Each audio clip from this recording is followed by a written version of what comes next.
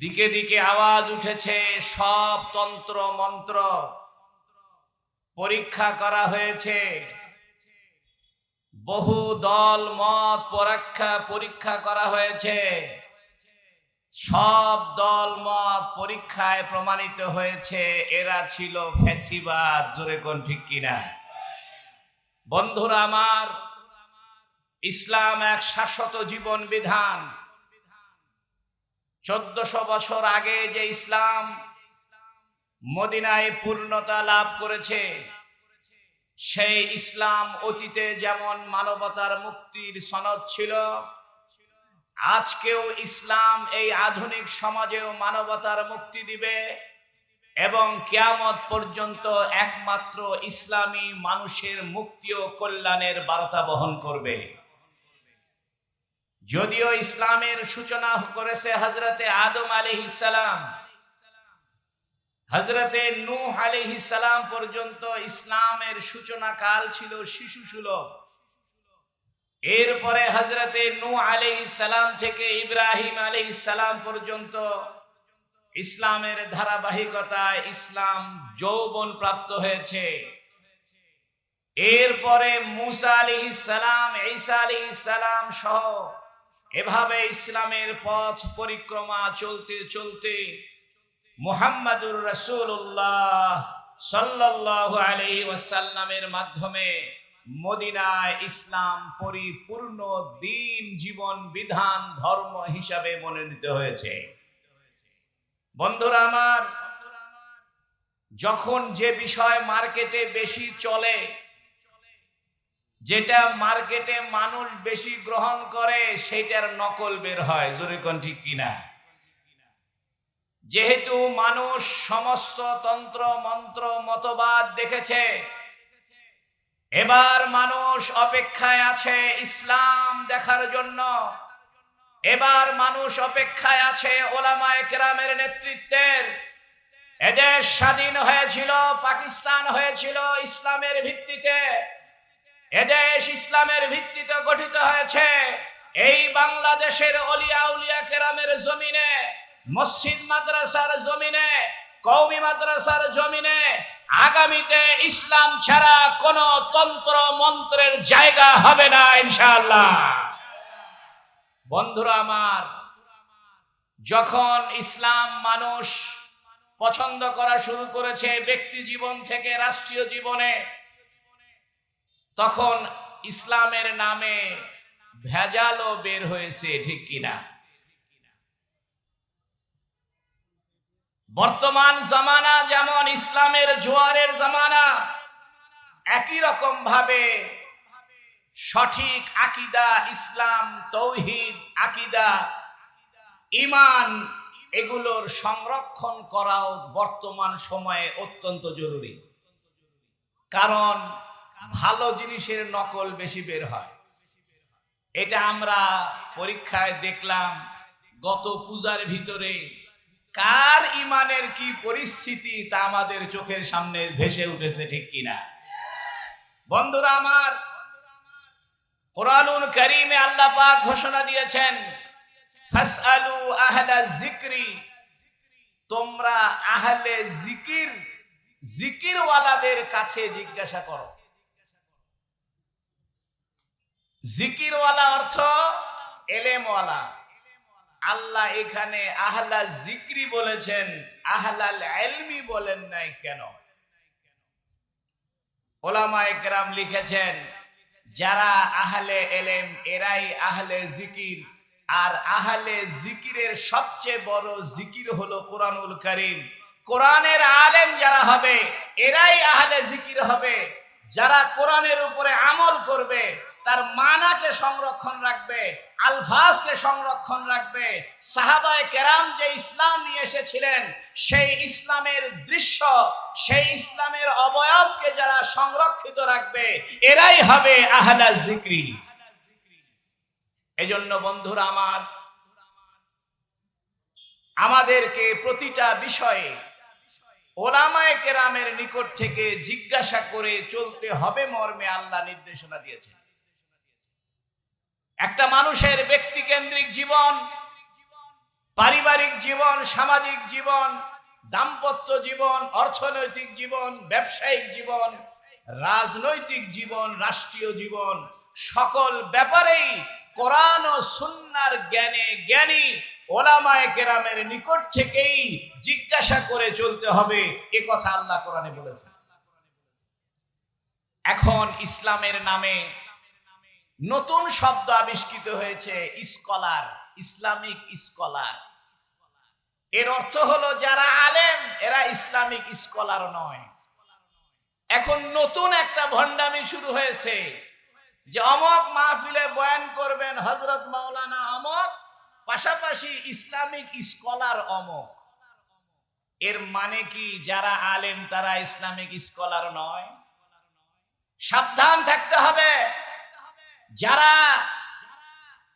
পুঁথিগত ভাবে, একাডেমিক ভাবে ওস্তাদের নিকট থেকে কোরআন হাদিসের এলেম অর্জন করেছে এবং সেই এলেম অর্জন অনুযায়ী আমল করে, এদের নিকট থেকে ইসলাম গ্রহণ করতে হবে।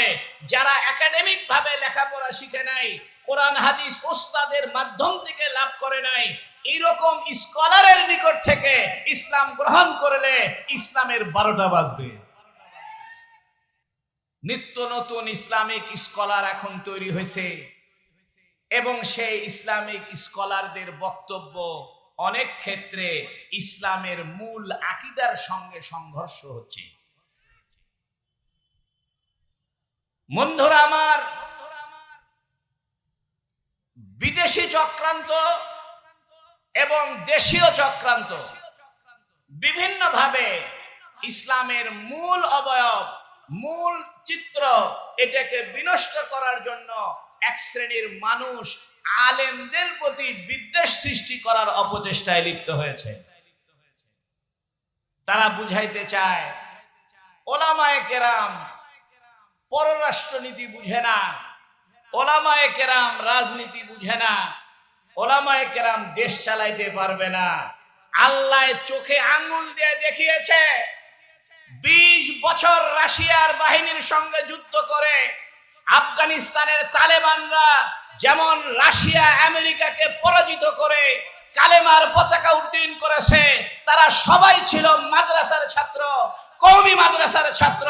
তালেবানরা যদি আফগানিস্তানে ইসলামী স্বরাষ্ট্র, পররাষ্ট্র সমস্ত মন্ত্রণালয় পরিচালনা করতে পারে, আমাদের কওমির ওলামায়ে কেরাম ইনশাআল্লাহ এদেশে ইসলামের সম্পূর্ণ ব্যবস্থাপনা, রাষ্ট্রীয় সকল ক্ষেত্রে অবদান রাখতে পারবে ইনশাআল্লাহ। এজন্য আজকে মানুষের একটি ভুল ধারণা ছিল যে হুজুররা রাষ্ট্র চালাইতে পারে না, ইংরেজি না জানলে রাষ্ট্র চালানো যায় না। যে ভালো ইংরেজি জানে মানুষ মনে করে বেচারা শিক্ষিত, আর যে ভালো আরবি জানে মানুষ তাকে শিক্ষিত ভাবতে চায় না, মানুষ তাকে মোল্লা ভাবতে চায়।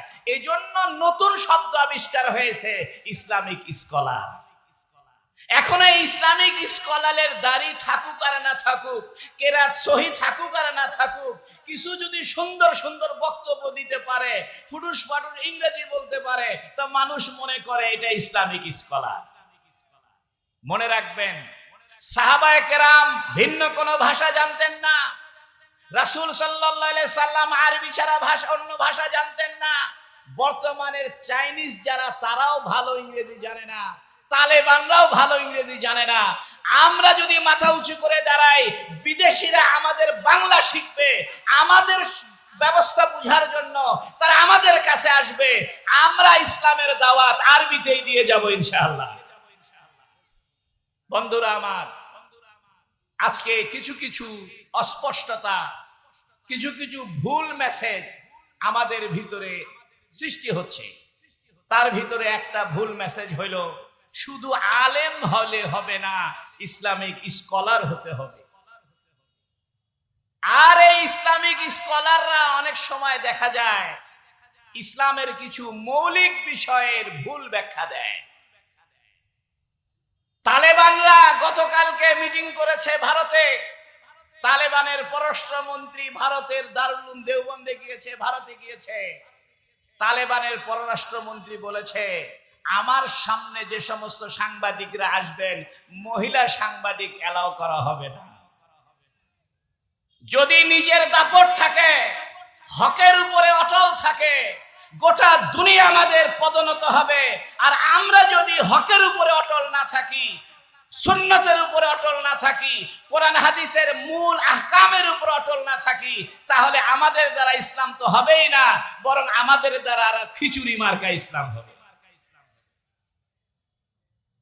এক সময় মনে করা হতো তালেবানের মোল্লারা কি দেশ চালাবে, কিন্তু এখন চোখে আঙ্গুল দিয়ে দেখিয়ে দিয়েছে তালেবানের মোল্লারা তারা তাদের দেশকে অর্থনৈতিকভাবে সমৃদ্ধির পথে নিয়েছে, আইন শৃঙ্খলা সুন্দর করেছে, দেশের জনগণের নিরাপত্তার সুব্যবস্থা করেছে।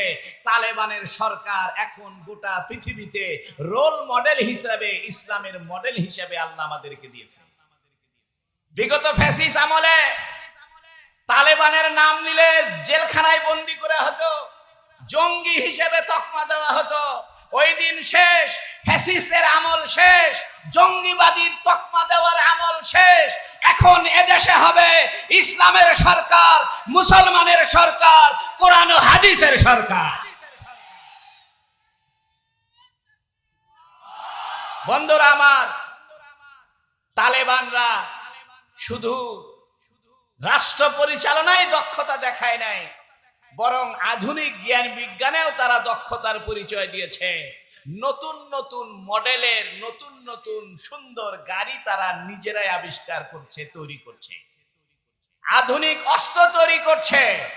সেজন্য ওলামায়ে কেরামের সঙ্গে আমাদের ইংরেজি শিক্ষিত ভাইদেরকে কাঁধে কাঁধ মিলিয়ে যে লাইনে পারদর্শী, যিনি কেমিস্ট্রিতে পারদর্শী তিনি কেমিস্ট্রিতে অবদান রাখবে, যিনি ফিজিক্সে পারদর্শী তিনি ফিজিক্সে অবদান রাখবে, কিন্তু ইসলামের মূল নির্দেশনা আসবে ওলামায়ে কেরামের নিকট থেকে। ওলামায়ে কেরাম মূল নির্দেশনা দিবেন, ইসলামের মূল ব্যাখ্যাটা তারা দিবেন। আর ইংরেজি শিক্ষিত ভাইয়েরা ওলামায়ে কেরামের সঙ্গে থেকে তারা তাদের অবস্থান থেকে, তাদের বিষয় থেকে তারা অবদান রাখবে। এখন ইংরেজি শিক্ষিত ভাইয়েরা যদি ফতুয়া দেওয়া শুরু করে তাহলে তো ঝামেলা হয়। ডাক্তার সাহেব যদি ফতুয়া দেয় বিল্ডিং কিভাবে বানাইবেন, কয়টা রড লাগবে, তাহলে বিল্ডিং ভেঙে পড়বে। ইঞ্জিনিয়ার সাহেব যদি ফতুয়া দেয় পেটের বেদনা হলে কি ওষুধ খাইতে হবে, সেই ফতুয়া যদি ইঞ্জিনিয়ার সাহেব দেয় তাহলে রোগী সব মারা পড়বে। এজন্য ডাক্তার ডাক্তারের লেভেলে কাজ করবে, ইঞ্জিনিয়ার ইঞ্জিনিয়ার লেভেলে কাজ করবে, যে যার অবস্থান থেকে ইসলামের কাজ করবে। ওলামায়ে কেরামের হাতে নেতৃত্ব থাকবে, ওলামায়ে কেরামের হাতেই নেতৃত্বের চাবিকাঠি থাকবে। যেমন আফগানিস্তানের তালেবান আলেমদের হাতে নেতৃত্ব চাবিকাঠি, আর তাদের কাঁধে কাঁধ মিলিয়ে ইংরেজি শিক্ষিত ভাইরা দেশকে এগিয়ে নিয়েছে। এদেশেও ইনশাআল্লাহ আলেমদের নেতৃত্বে দেশ পরিচালিত হবে। ইংরেজি শিক্ষিত ভাইদেরকে সাথে নিয়ে ইসলামের মূল দর্শনের উপরে ভিত্তি করে আলেমরাই যে দেশ পরিচালনা করবে ইনশাআল্লাহ। আলেমদেরকে বাদ দিয়া শরীয়তকে মানি না বলে অবজ্ঞা করে কেউ যদি এদেশের ক্ষমতার মসনদে আসতে চায়, জেনে রাখা দরকার যেই ক্ষমতায় আসুক না কেন, ইসলামের সঙ্গে গাদ্দারি করে, ইসলামকে অবমাননা করে, ওলামায়ে কেরামকে তুচ্ছ তাচ্ছিল্য করে, ওই জঙ্গিবাদী বলে, রাজাকার বলে, ওই দিন শেষ। এখন ইসলামের বাংলাদেশ। এজন্য আমাদেরকে প্রস্তুতি নিতে হবে। সমসাময়িক সমস্ত বিষয়ের উপরে ওলামায়ে কেরামকে আরো দক্ষতার পরিচয় দিতে হবে। ওলামায়ে কেরাম যেন ইসলামের মূল ব্যাখ্যাটা তারা দিবেন, ইসলামের মূল ব্যাখ্যায় যেন ইংরেজি শিক্ষিত ভাইয়েরা হস্তক্ষেপ না করেন, এটা স্মরণ রাখা দরকার। কিছু কিছু বিষয় আছে যেগুলো মানুষের ঈমানকে ধ্বংস করে।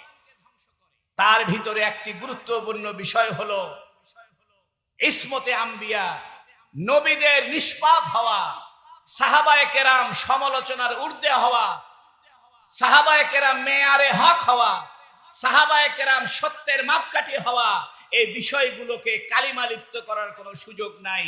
সাহাবায়ে কেরামের উসিলায় আমরা ইসলাম পেয়েছি, অতএব সাহাবায়ে কেরামের মান ক্ষুণ্ণ হয় এরকম কোনো বক্তব্য আমরা কারো থেকে আশা করতে পারি না। বন্ধুরা আমার, ইসলাম একটি শাশ্বত জীবন ব্যবস্থা। মানুষের সার্বিক জীবনের সকল বিষয়ে ইসলাম দিক নির্দেশনা দিয়েছে। এমন কোন বিষয় নাই যে বিষয়ে ইসলাম কোনো কথা বলেনি।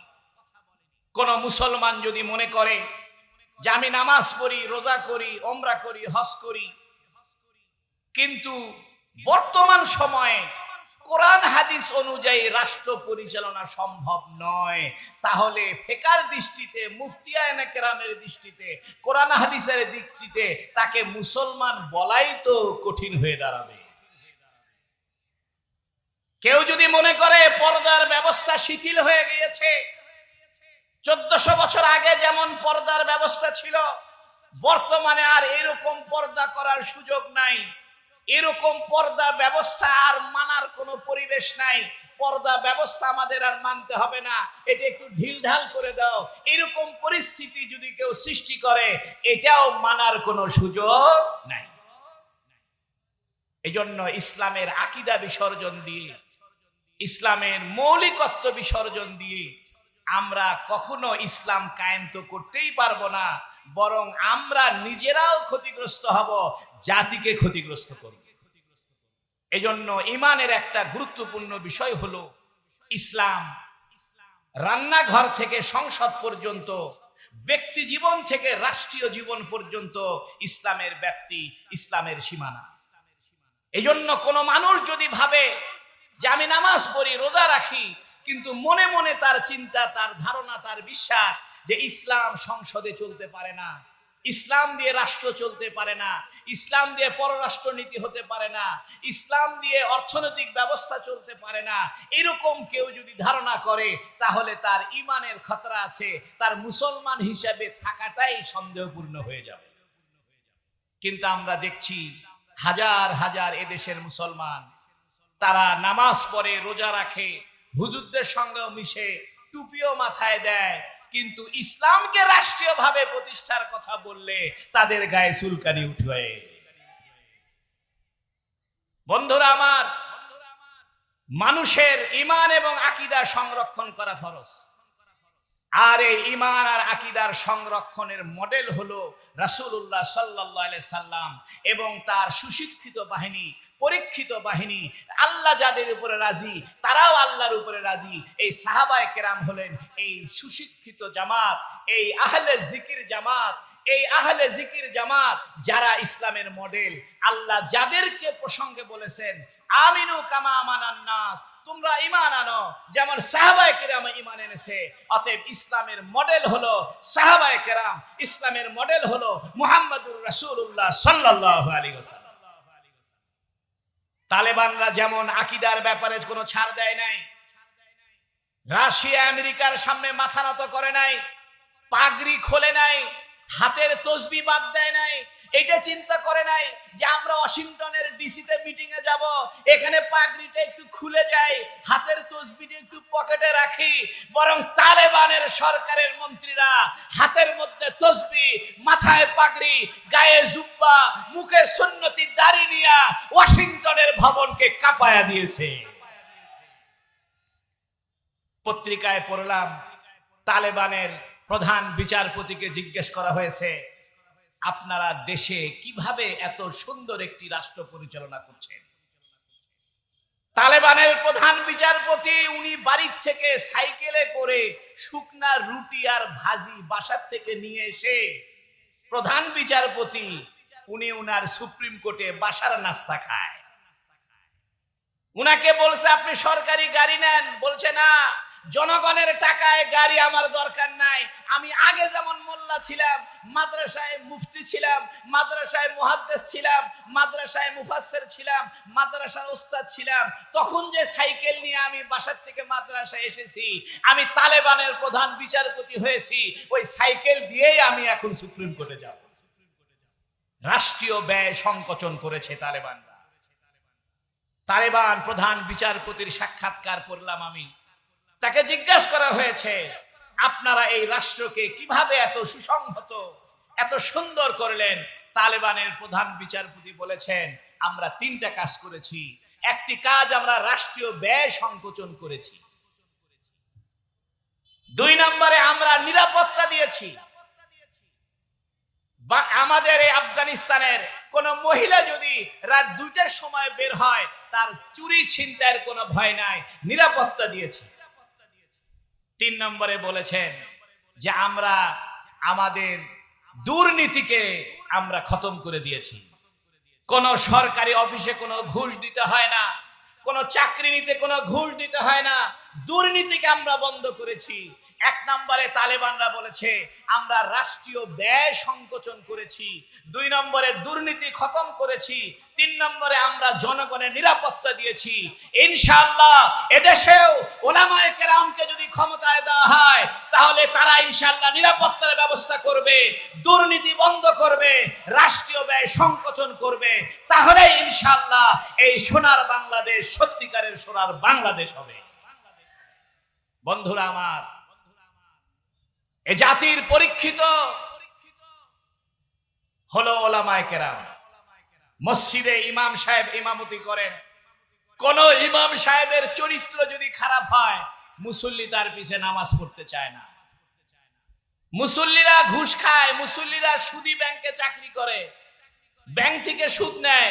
ইমাম সাহেব যদি ব্যাংকের থেকে সুদ নেয়, মুসল্লি আর ইমাম সাহেবের পিছনে নামাজ পড়বে। মুসল্লিরা পরকীয়া প্রেম করে, উল্টা পাল্টা করে, ধরা খায়।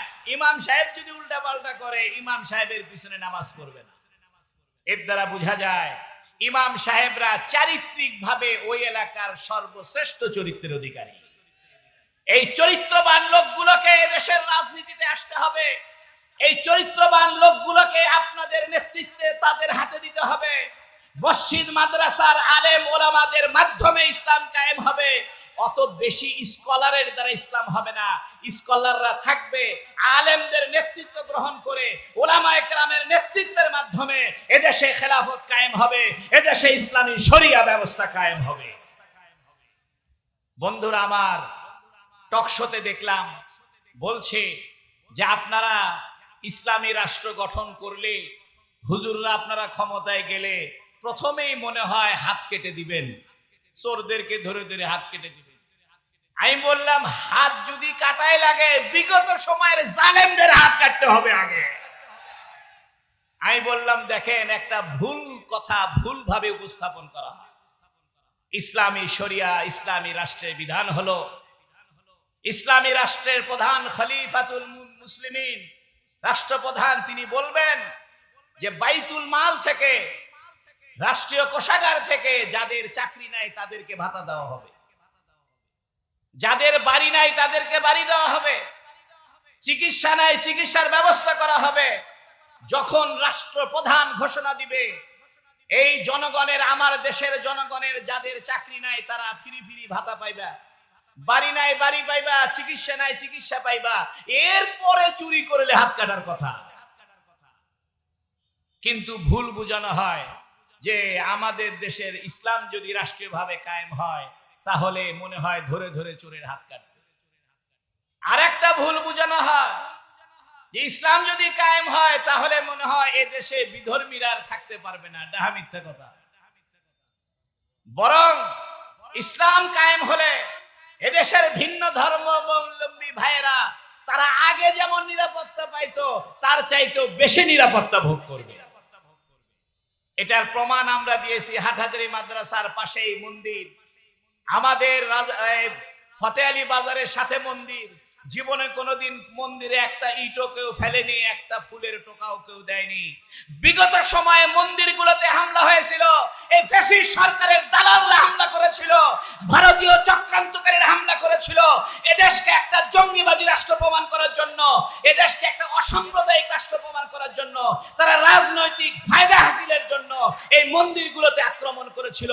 বর্তমানে আর এরকম কোনো আক্রমণ হচ্ছে না।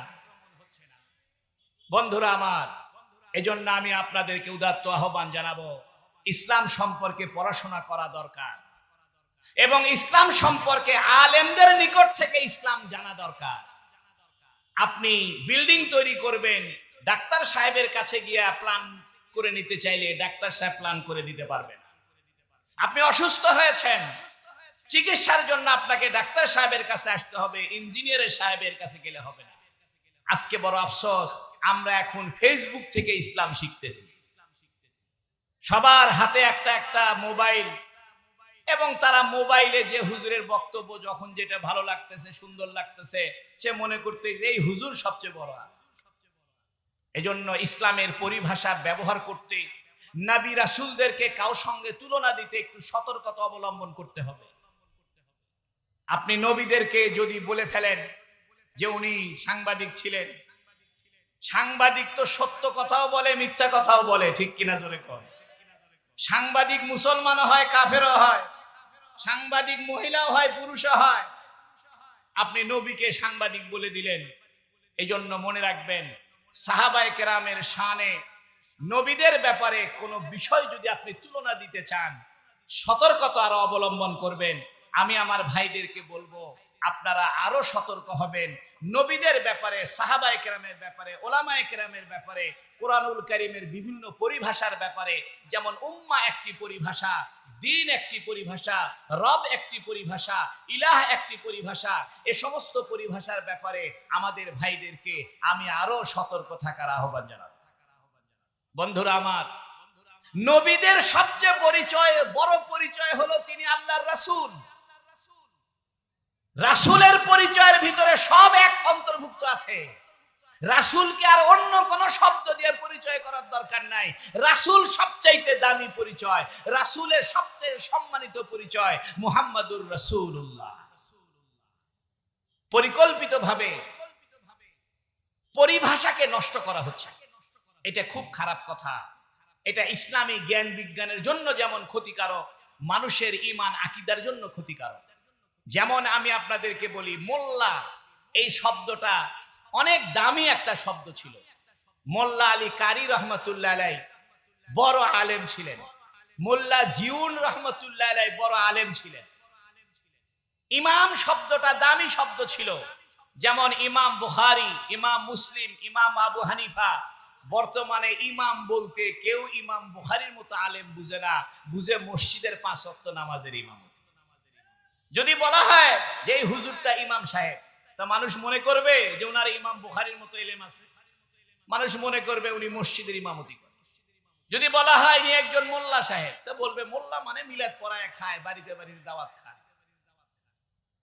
যদি বলা হয় উনি একজন মুন্সি সাহেব, তো মানুষ মনে করবে মুন্সি মানে প্রাইভেট পড়ায় খায়, বাড়িতে বাড়িতে কোরআন শরীফ শিখায়, এলো মুন্সি। অথচ মোল্লা এবং মুন্সি এই দুইটা শব্দ ছিল ইসলামী আদালতের সম্মানী শব্দ। ইসলামী বিচার ব্যবস্থার সঙ্গে মোল্লা একটা পদবি, মোল্লা একটা পরিভাষা, মুন্সি একটা পরিভাষা।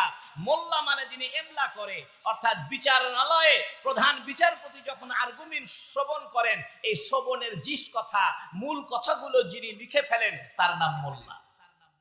আর মুন্সি যিনি এনশা করেন। এনশা মানে বিচার চলাকালীন সময়ে নতুন নতুন পয়েন্ট যেগুলো বিচারের অধীনে আনা দরকার, বিচার্য হওয়া দরকার, ওই পয়েন্টগুলোকে যিনি নোট করেন, উনি হলেন মুন্সি।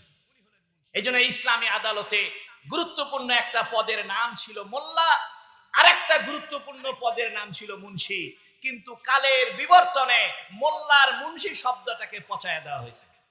ঠিক একই রকম ভাবে বর্তমানে ইসলামিক স্কলার শব্দকে জাগ্রত কইরা আলেম, মুহাদ্দিস, মুফতি শব্দকে পচায়া দেওয়ার চেষ্টা করা হচ্ছে। এভাবে যদি চলতে থাকে, ভবিষ্যতে দেখা যাবে যদি কোনো পোস্টারে কোনো আলেমের নাম থাকে, পাশাপাশি কোনো ইসলামিক স্কলারের নাম দেওয়া হয়, মানুষ মনে করবে আলেম মানে যিনি নামাজ, রোজা, হজ, যাকাত, হায়েজ, নিফাস এগুলোর মাসলা জানে, উনি আলেম।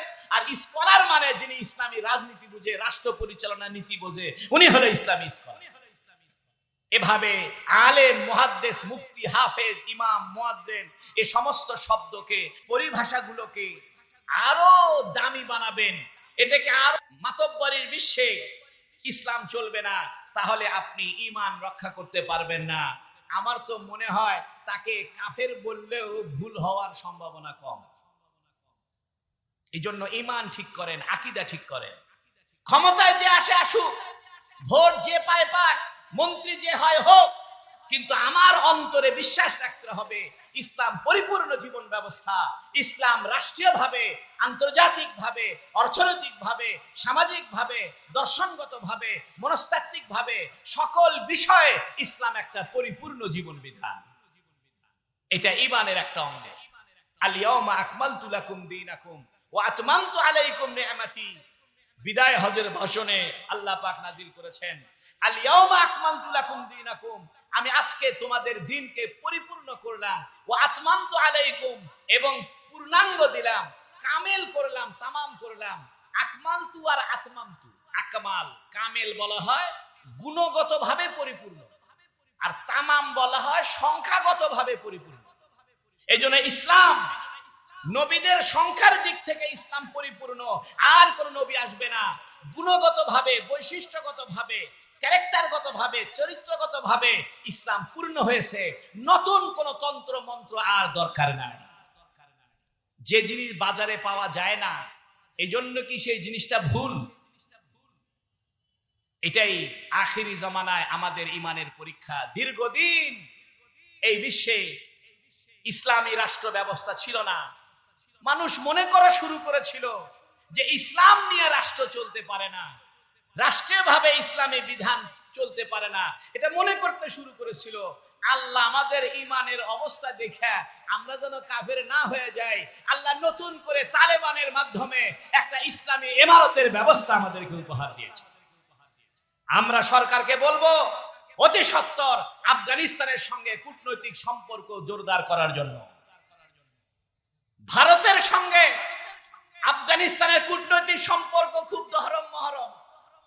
এই জন্যই তো আফগানিস্তানের পররাষ্ট্রমন্ত্রী ভারতে গিয়েছে। আর আমাদেরকে বলা হচ্ছে, ইন্ডিয়া আমাদেরকে বলতেছে, তোমাদের দেশে তো হুজুররা তালেবান হয়ে গেল, এই দেশটা আফগানিস্তান হবে। তোমরা যদি আফগানিস্তানকে এতই অপছন্দ করো, তাহলে কূটনৈতিক সম্পর্ক তোমরা আফগানিস্তানের সঙ্গে কেন রেখেছো? পররাষ্ট্রমন্ত্রীকে কেন দাওয়াত দিলে? ভারত আমাদেরকে বুঝায় গরু জবাই করা যাবে না, কিন্তু বিশ্বে সবচাইতে গরুর গোশত বেশি রপ্তানি করে ভারত। ভিতরে এক কথা, বাইরে এক কথা। এগুলো জনগণ বুঝে গেছে, এগুলো রাজনৈতিক শেষরামি বুঝে গেছে, এগুলো তালবাহানা বুঝে গেছে। তালেবানকে দরকার এই সাবকন্টিনেন্টালে, দক্ষিণ পূর্ব এশিয়াতে আগামীতে তালেবানরা নেতৃত্ব দিবে, তালেবানরা নেতৃত্ব দিবে। গজওয়াতুল হিন্দের পতাকা তালেবানদের হাতেই থাকবে ইনশাআল্লাহ।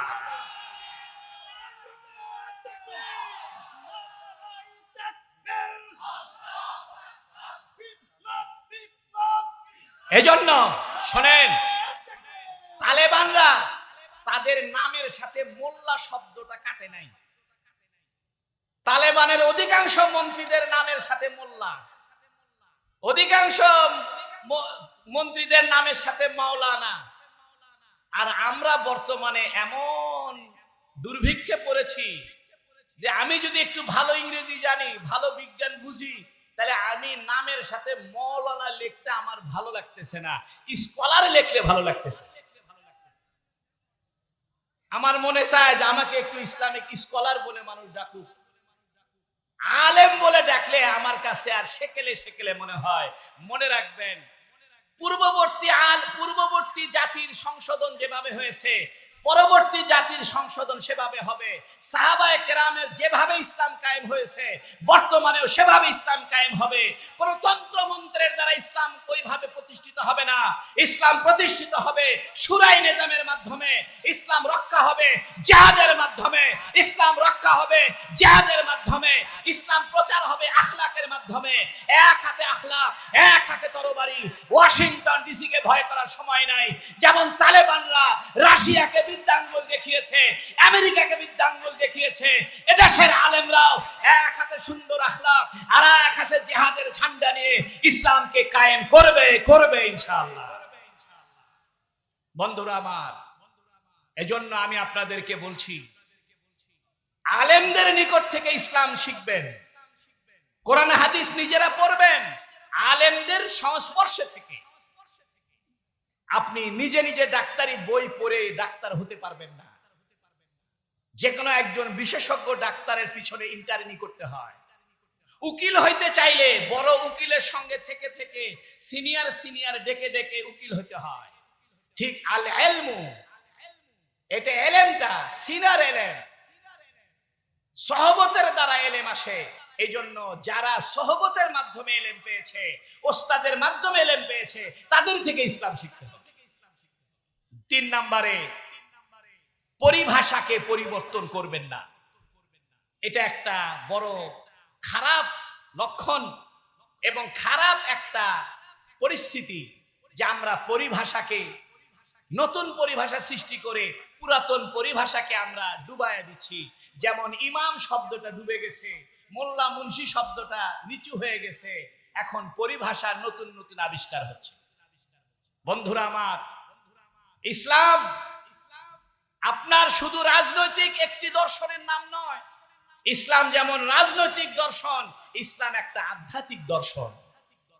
এজন্য সুফিয়ায়ে কেরাম যে ইসলাম এনেছেন, সেই সুফিয়ায়ে কেরামের ইসলামে, সেই সুফিবাদী হকপন্থী দর্শনের ভিত্তিতে ইসলাম কায়েম হবে। শুধু রাজনৈতিক দর্শন দিয়ে ইসলাম কায়েম হবে না। একদিকে রাজনৈতিক দর্শন, আর একদিকে সুফিবাদী দর্শন, আল্লাহওয়ালা দর্শন, আউলিয়া কেরামের দর্শন। এই দুই পদ্ধতি যখন একত্রিত হবে, তখন ইনশাআল্লাহ দেশে ইসলাম কায়েম হবে। তার প্রমাণ আমরা দেখেছি তালেবানের মাধ্যমে। তারা সবাই ছিল কওমি মাদ্রাসার শিক্ষক। মোল্লা ওমর কওমি মাদ্রাসার শিক্ষক, সরেজমি মাদ্রাসার মুহতামিম। যখন চতুর্দিকে বিশৃঙ্খলা, তখন উনি উনার মুরিদানদেরকে নিয়ে, ছাত্রদেরকে নিয়ে ঝাঁপায় পড়লেন। মানুষে বলতেছে এরা কারা? মানুষ বলে এরা তালেবান। তালেব মানে শিক্ষার্থী, ছাত্র, তালেবান মানে শিক্ষার্থী সমূহ। সেখান থেকে নাম আসছে তালেবান। তালেবান মানে হলো ছাত্র সমূহ। মোল্লা ওমর দামাত বারাকাতুহুম, উনি এক ধাকে পীর ছিলেন, আর একদিকে মাদ্রাসার মুহাদ্দিস ছিলেন, আর একদিকে রাজনৈতিক মুজাহিদ ছিলেন, জিহাদের ময়দানে আমির ছিলেন। উনাদের মাধ্যমে এমন ইসলাম কায়েম হয়েছে যে ইসলামের মন্ত্রীদের মাথায় পাগড়ি, মুখে দাড়ি, হাতে তসবিহ। সেদিন বেশি দূরে নয়, ইনশাআল্লাহ যদি এদেশের জনগণ সঠিক ইসলামকে বুঝতে সক্ষম হয়, ওলামায়ে কেরামের সঙ্গে মহব্বত রাখে, ওলামায়ে কেরাম থেকে দ্বীন শেখে, ওলামায়ে কেরামের সঙ্গে সংযুক্ত থাকে, ইনশাআল্লাহ এদেশেও এমন মন্ত্রী আমরা পাবো যাদের মাথায় থাকবে পাগড়ি, হাতে থাকবে তসবিহ।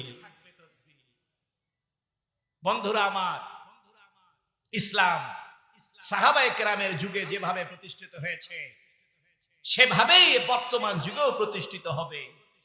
কেউ যদি চিন্তা করে বর্তমান যুগে সাহাবায়ে কেরামের পদ্ধতিতে আর ইসলাম প্রতিষ্ঠিত হবে না, তাহলে তার ইমানের খতরা, ইমানের ভ্রান্তি, তার বুঝের ভ্রান্তি, তার ইমান নিয়ে টানাটানি শুরু হবে। এজন্য বন্ধুরা আমার, আমি আমার বক্তব্যে 3টি কথা আপনাদেরকে বোঝানোর চেষ্টা করলাম। 1 নম্বরে, ইসলাম পূর্ণাঙ্গ জীবন ব্যবস্থা। এ ব্যাপারে যদি কারো আকীদা দুর্বল হয়, ঈমান নষ্ট হয়। 2 নম্বরে, ইসলাম শিখতে হবে ওলামায়ে কেরামের নিকট থেকে।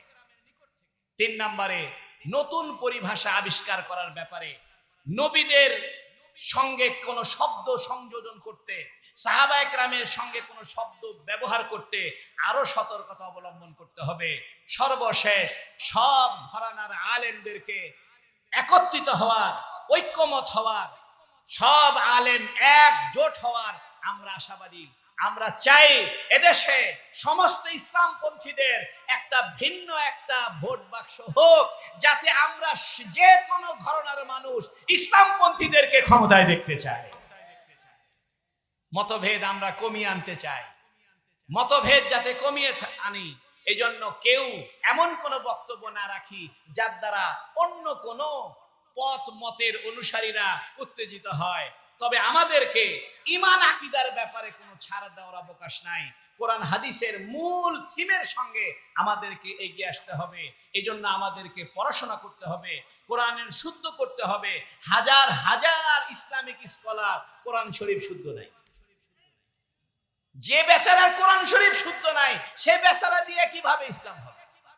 বন্ধুরা আমার, আল্লাহ রাব্বুল আলামিন আমাদের সবাইকে এই কথাগুলোর উপরে আমল করার তৌফিক দান করে, বলুন আমিন। ওয়া আখিরু দাওয়ানা আনিল হামদুলিল্লাহি রাব্বিল আলামিন। আসসালামু আলাইকুম ওয়া রাহমাতুল্লাহি ওয়া বারাকাতুহু।